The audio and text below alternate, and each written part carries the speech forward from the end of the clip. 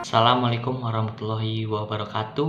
Perkenalkan, nama saya M. Asrul Aksoya dari kelas 12 IPA 7. Di sini saya akan membacakan sejarah singkat ya tentang gerakan 30 September atau yang biasa kita kenal dengan G30 SPKI.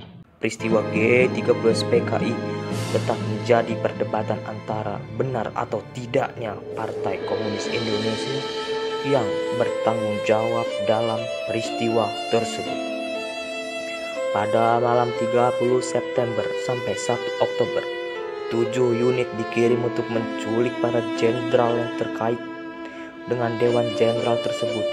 Jenderal Abdul Haris Nasution berhasil melarikan diri melompati tembok kedutaan besar Irak. Namun, putrinya Ade Irma Suryani Nasution justru tertembak. Sementara atas militer Pierre Tandian datang berlari keluar memegang pistol. Tendean dengan cepat ditangkap dan ketika ditanya di mana Nasution, mengaku dirinya adalah jenderal tersebut. Ahmad Yani yang melawan tewas di rumahnya. Mayor Jenderal MT Haryono mendapat nasib yang sama. Kepala Jaksa Militer Sutoyo Siswomiharjo, Mayor Jenderal Siswondo Parman dan Letnan Jenderal Suprapto ditangkap. Brigadir Jenderal D. Panjaitan ikut dengan rela, tetapi ketika dia berdoa terlalu lama sebelum memasuki truk, dia dibunuh. Mayat dan tahanan yang dibawa ke kamp G30 SPKI di Lubang Buaya, di mana para korban yang tersisa disiksa dan dibunuh. Tubuh mereka kemudian dilemparkan ke dalam sumur. Pagi berikutnya, anak buah Letnan Kolonel Untung mengambil alih kantor RRI dan memaksa staf di sana untuk membaca pidato Untung yang menyatakan bahwa G30S telah bergerak untuk mencegah kudeta oleh Dewan Jenderal dan mengumumkan pembentukan Dewan Revolusi.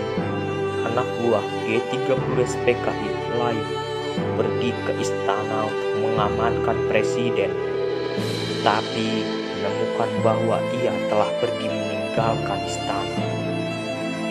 Di Pangkalan Halim, presiden berbicara dengan para pemimpin G30 SPKI dan menyatakan bahwa ia akan mengambil kontrol penuh dari Angkatan Darat. Pidato radio lain kemudian segera dibacakan, menguraikan komposisi Dewan Revolusi yang baru dan mengumumkan perubahan hierarki Angkatan Darat. Para pemimpin G30S mulai merencanakan pelarian mereka dari Halim yang harus dilakukan sebelum tengah malam. Soeharto yang dibangunkan pagi buta bantah pengumuman Untung, menyatakan dengan tegas bahwa tidak ada jenderal dan membuat catatan tambahan tentang hakikat G30S karena ada kekosongan kekuasaan dengan meninggalnya Yani. Soeharto kembali sementara Angkatan Darat dan mulai merencanakan serangan balik dengan anak buahnya. Namun, bagaimanapun dia tidak mau memaksakan pertempuran. Dia malah menyatakan bahwa ia akan memberikan pengumuman lewat radio yang disampaikan setelah pasukan yang setia kepadanya merebut kantor RRI.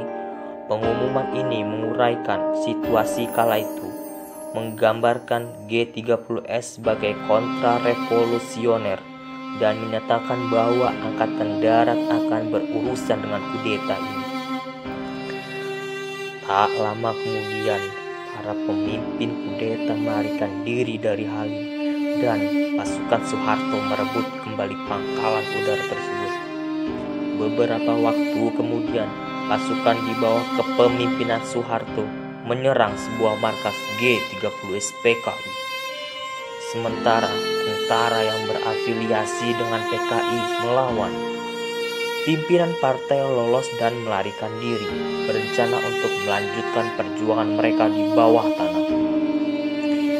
Soeharto kemudian segera dipanggil ke istana kedua di Bogor untuk membicarakan dengan Soekarno. Di sana Presiden mengatakan bahwa ia telah menerima jaminan dari Marsikal Udara Umar Dhani bahwa Angkatan Udara tidak terlibat dalam kudeta ini. Soeharto membantah pernyataan tersebut, mencatat bahwa persenjataan gerakan ini adalah seperti orang-orang dari Angkatan Udara. Pertemuan ini akhirnya menghasilkan konfirmasi pengangkatan Soeharto sebagai pemimpin Angkatan Darat. Bekerja sama dengan Pranoto Rekso Samodra dalam investigasi mereka terhadap peristiwa kudeta ini. Angkatan Darat menemukan camp di Lubang Buaya, termasuk tubuh para jenderal yang dikeluarkan sembari Soeharto menyampaikan pidato menggambarkan kudeta ini dan peran PKI di dalamnya. Jenazah para jenderal kemudian dimakamkan di tempat lain dan Soeharto memberikan pidato hagiografi di mana ia mengutuk G30S PKI dan mendesak masyarakat Indonesia untuk melanjutkan perjuangan jenderal-jenderal yang telah meninggal. Sekian yang dapat saya sampaikan. Apabila masih ada salah-salah kata atau tidak pas waktu dalam pengucapannya, saya mohon maaf. Terima kasih. Wassalamualaikum warahmatullahi wabarakatuh. Oke.